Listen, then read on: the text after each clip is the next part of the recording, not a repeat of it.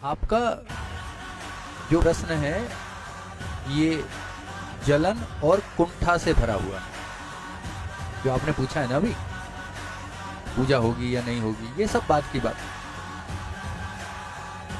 आप पहले उस जमाने में किसी ऐसे व्यक्ति के होने की कल्पना कीजिए। उस जमाने में इन व्यक्ति के पास, बाबा साहब के पास 64 विषयों में 64 बेटा 64 विषयों में मास्टर डिग्री थी। देखो, दो चीजें जानो, श्रेष्ठता है तो स्वीकार करो, अच्छी चीजें हैं यदि अनुकरणीय है तो अनुकरण करो उनका। फेसबुक, व्हाट्सएप, ट्विटर आदि के ज्ञान से आपका काम नहीं चलेगा। और एक बड़ी बात, प्रत्येक भारतीय को गर्व होना चाहिए। पुस्तक का नाम है वेटिंग फॉर ए वीजा।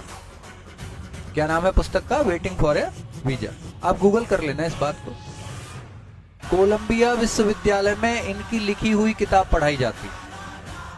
जलने वाले जलते रहेंगे भाई साहब, आप अपनी जलन बरकरार रखें। जिसे तरक्की करनी है वो इन्हें पढ़ेगा, जिसे अवनति के पथ पर जाना है वो बहस करेगा। जो अच्छी चीजें हैं उन्हें स्वीकार करो। प्रत्येक भारतीय को गर्व होना चाहिए कि एक विदेशी अमेरिका के विश्वविद्यालय में एक भारतीय के लिखी हुई किताब, भारतीय के द्वारा लिखी हुई किताब सामाजिक दर्शन को दर्शाने के लिए आज भी पढ़ाई जाती है। 9 भाषाओं का ज्ञान था और आपको क्या ज्ञान है? लिख दूं, डाल दूं फेसबुक पे।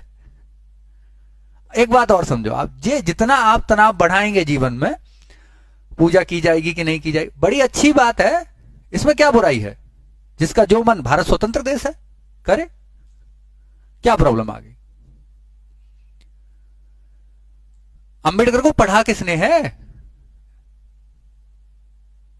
आप उनके बारे में जानिए, नहीं पता कौन सी किताब कब लिखी, क्या है उस किताब में, नहीं पता। लेकिन फेसबुक पे भाषण देने या कम्युनिटी में बैठ के उल्टी सीधी बातें करनी है। और आपको लग रहा होगा एक ब्राह्मण के मुंह से ऐसी बातें सुनना आपने उम्मीद नहीं की होगी। लेकिन यार एक बात तो मानो, आज आप इतनी सुविधाओं के होने के बावजूद वो नहीं कर सकते जो उन्होंने कुछ न होने के बावजूद किया था।